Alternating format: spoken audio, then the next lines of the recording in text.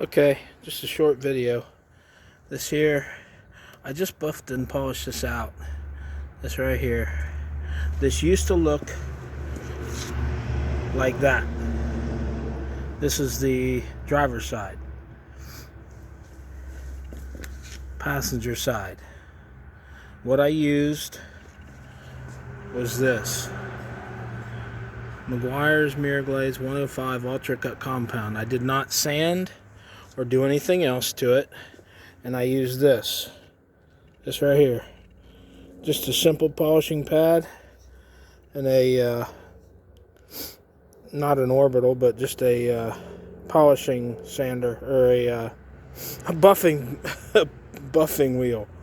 So I used that and I got that.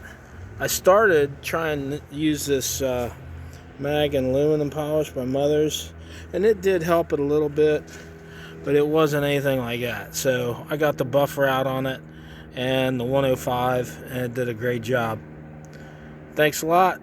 Hit that button, subscribe.